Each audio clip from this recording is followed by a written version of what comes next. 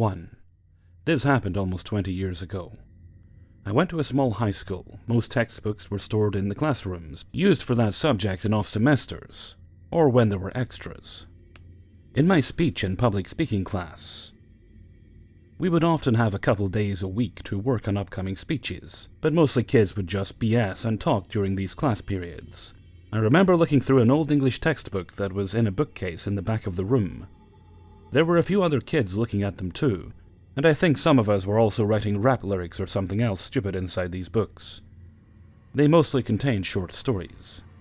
One of us, and I honestly don't remember if it was me or this kid Ian, found a loose photo stuck in between some pages of one of the textbooks. We all looked at it and realized that I was in the photo.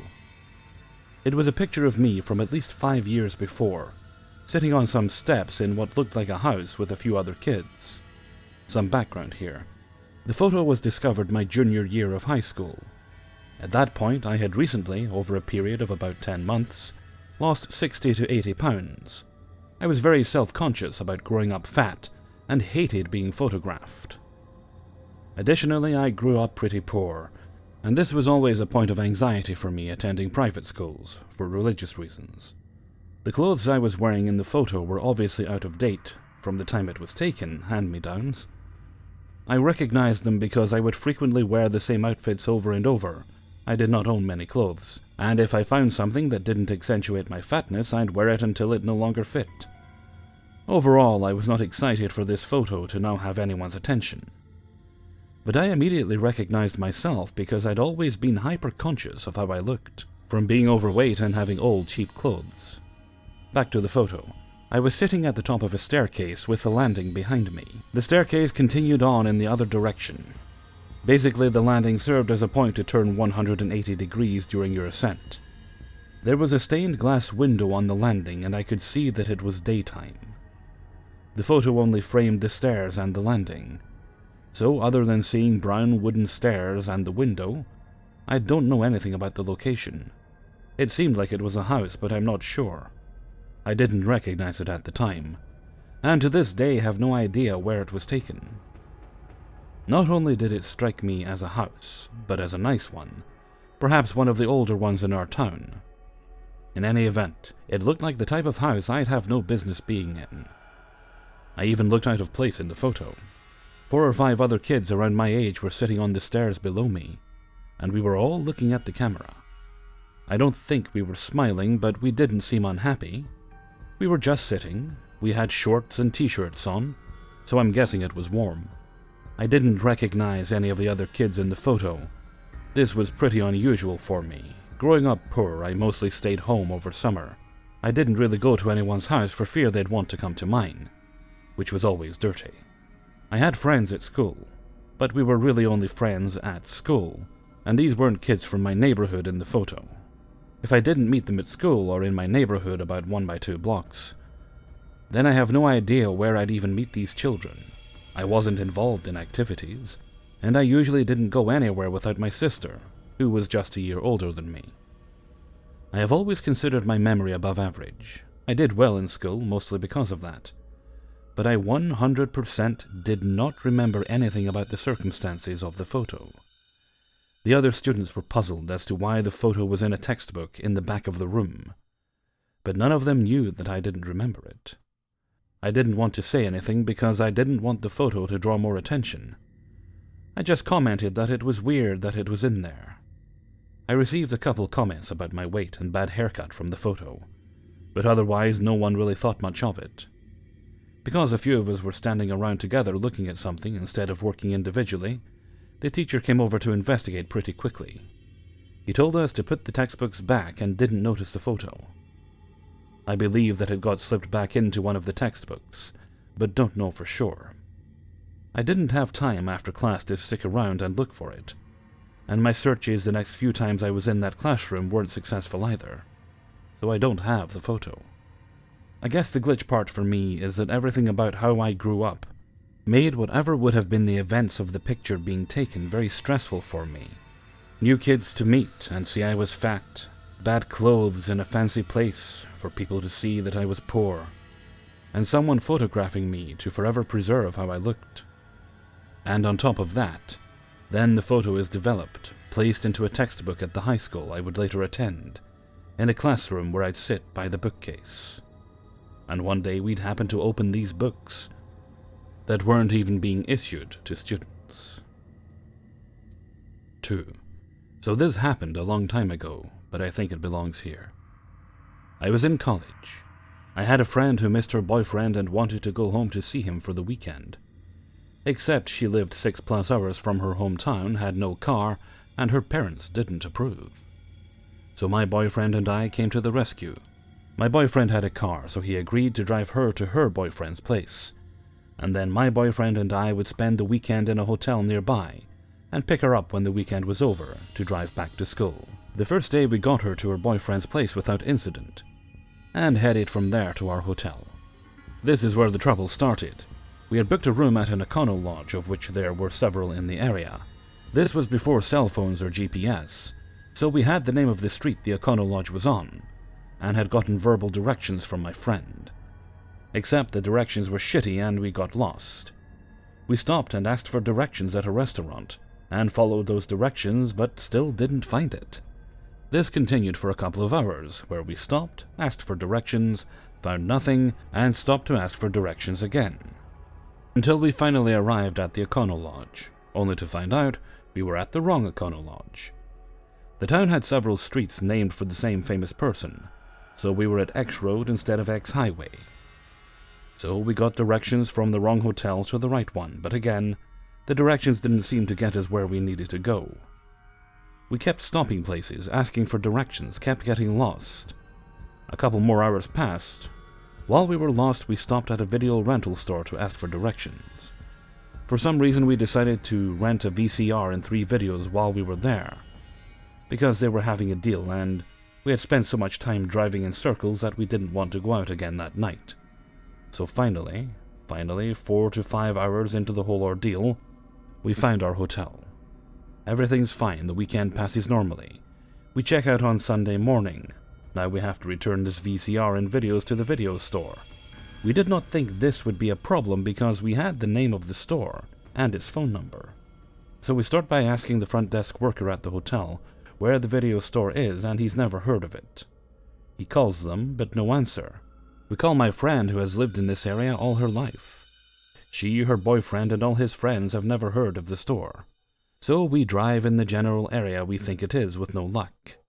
We stop a couple times and ask people, but no one has ever heard of this place. We call a couple of times, but no answer most of the time. 2 times someone picked up. The first time we got a girl who worked at the store. She was not able to explain how she got there. She said, "I don't know. I take some roads and I get here." She could not tell us what the address was, what street it was on, or what was near it. One other time that someone picked up the phone, we got the same girl. There was a customer in the store, so we asked her to put him on the phone. He told us, "I don't know how I got here." So we ended up driving around 4 to 5 hours, same as last time. And then the store was just there. We went in, returned the movies, and headed very belatedly to pick up my friend. I still don't know what happened. My then boyfriend, now husband, has an excellent sense of direction and can navigate without GPS anywhere he's ever driven to before. But he couldn't find that video store. We never found anyone we asked in the same town who had heard of the store by that name, or who knew where it was. And even the store employee and customer we talked to didn't know how they got there. Not sure if this is a true glitch, but it sure was bizarre.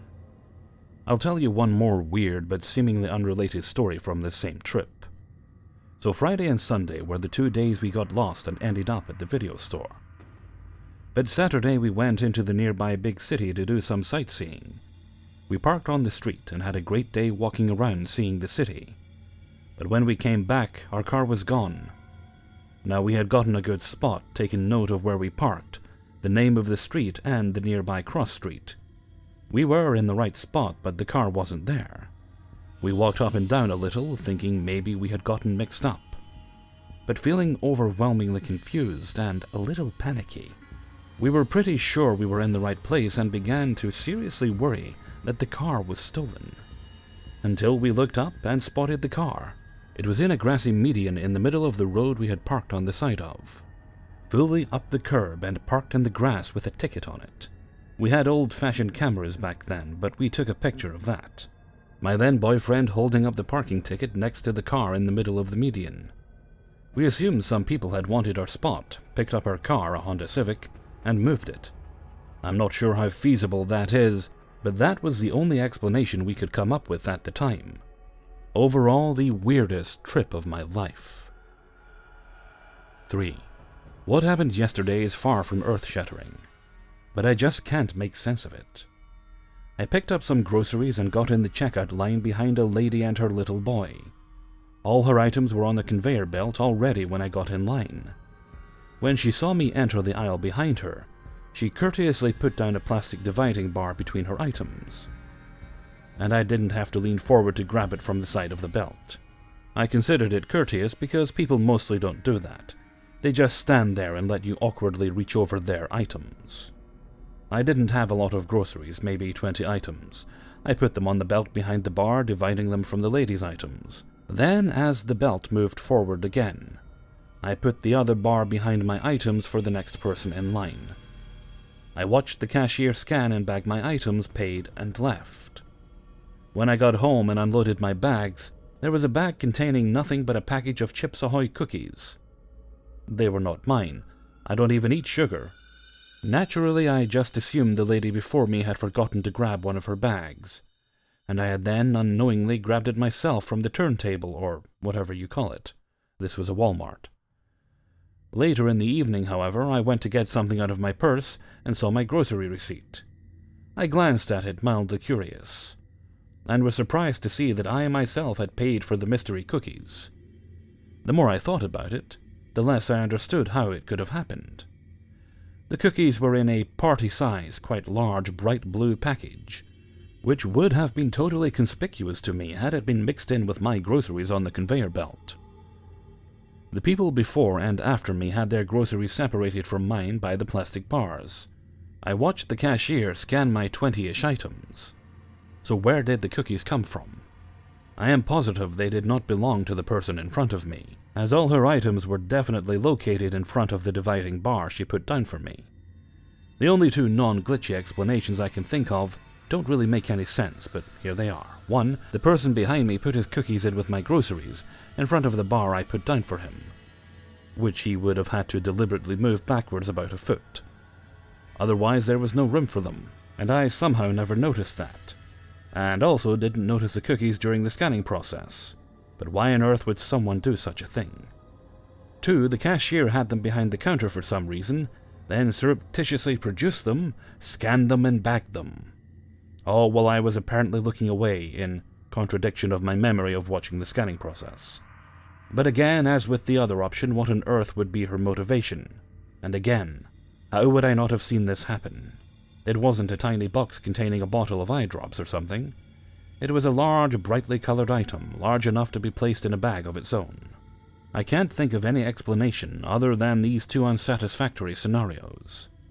It'd be one thing if they were paid for by someone else and inadvertently picked up by me, but no, there they were on my receipt. I simply have no answer for how they ended up as part of my purchase. 4. So for about 2 years, maybe more, I can't exactly remember if it was longer, I've had moments where one night I have a dream or I somehow gain knowledge of a random moment. Some people say they remember conversations or long moments, but what I see are like short clips, like driving past something or looking up to see something completely random. But eventually these things actually happen. I have the dream and I get this knowledge, then for some reason my brain just deletes that knowledge, and I don't remember again till I actually see it. Most times it happens but once. I could remember for a long time and actually predict and know when and where it was going to happen. It was a short memory of me in a car driving past a park. For some reason I retained this information. I'm not exactly sure what's happening, but it's pretty scary when I have bad dreams. I don't know if they are actually going to happen. Nobody can really tell me what this is, The only answer I've got is from a family friend who says it's just a gift, and others have these gifts too. Besides, God is reaching out to me. I haven't gotten an actual reason this is happening. If anyone knows what this means, I'd be happy to know. 5. I am one of those guys who likes to think of himself as a grounded, no-nonsense person. Coming from a programming background, acting on logic is my nature. But I cannot make sense of these events using conventional logic. I'll get straight to the events that occurred a few months ago. I had been promoted to a more stressful position, which led to a heavier workload, and eventually, stress and insomnia kicked in. After a terrible night's sleep, I battled with the decision whether I should go into work or not. Feeling guilty about not going in, I was managing the department at the time. I phoned in with an honest excuse to the staff I was with that day, and tried to get some sleep. While sleeping, I vaguely remember a guilt-driven dream about going into work at my normal hour. When I finally turned up, about lunchtime, I alluded to my lateness to the receptionist. She looked confused and said, "But you were in early this morning." I said she must have been mistaken and was probably thinking about yesterday, a day when I did come in early. She insisted I was in and even got another employee to back her up. He said something like, "We both saw you this morning, I remember it clearly." I kind of laughed it off, leaving the receptionist and myself confused. I proceeded to the room I had my appointment in. There was no such confusion with the rest of the staff. I told them of the receptionist's confusion and we laughed it off too. The jokes must have made it back to her because as I proceeded with the meeting, the receptionist knocked and came in and adamantly stated she had seen me. She wanted to clear it up. I guess she did not want to look crazy in front of everyone, but neither did I. I could tell by her attitude she was 100% convinced she had seen me come in this morning. With a jocular attitude and, to clear up matters, I called my fiancé in front of everyone on loudspeaker, who was home all morning. I asked, "Can you remember what time I got up?" and I did not leave the house, sleep driving or anything. She corroborated my story and the receptionist proceeded to turn a slightly paler shade. I then became convinced she and the other employee who was at the reception saw something. I felt like I'd embarrassed her. This became a running joke for weeks. I wish I could be in 2 places at a time with this workload, etc. It seemed like the best way to deal with it at the time. About a month later came the second event. My fiancée came into the living room on a quiet Sunday, looking very confused. She explained she had followed me into my home office room from the kitchen. She saw me enter wearing completely different clothes to what I had on that day, and wanted to ask why I changed clothes. According to her, I was wearing a grey t-shirt, although I'd had a green t-shirt on while sitting on the sofa. She again was adamant of the event. She walked into the office and saw no one there. The hair stood up on my neck as I remembered the incident at my workplace. Although I don't necessarily believe in such things, I started searching Google for similar paranormal experiences. I read some stuff about doppelgangers and, contrary to my usual logical attitude, I never wore that t-shirt ever again. The third strange event pertains to a recent dream synchronous to my fiancé's. I remember bits of the dream, especially the very emotional part. There was a playful, childlike character in my dream, much like me when I was young. I somehow knew it was my brother. I asked my mom why my brother had not grown up. She started to cry in my dream, and with great sadness said, "He never had the chance to grow up." I woke up emotionally rattled from the dream, most of which I cannot remember. I blurted out to my fiancée, "I just had a dream that I had a brother," expecting a dismissive reply from her. I often share my dreams when I can remember them, which is rare. We usually laugh at them. Instead, as she woke up to my statement, she sleepily replied, "I had a dream you told me you had a brother. We were on a boat." Again, chills up my spine, but nothing about a boat in my dream I can remember. We put it down to talking to each other in our sleep.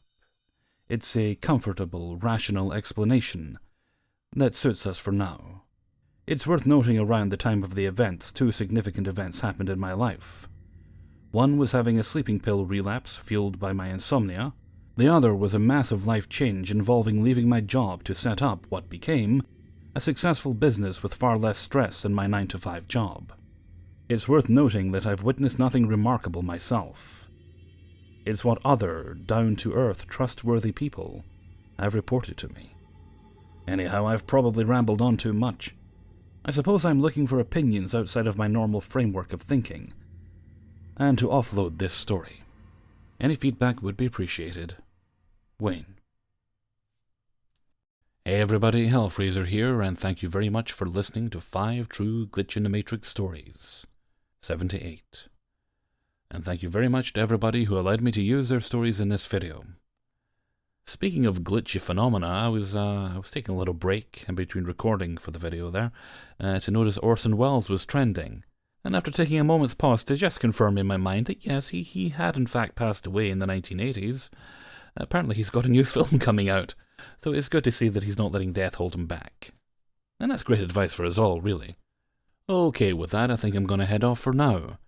I've got oodles and oodles, and also oodles, of work to do on the paranormal video. I've actually got all the stories recorded, did them yesterday before I went to bed, and that was quite easy to do, but I want a lot of editing because it's quite a long video, and I want to give myself plenty of time to get the Q&A put together.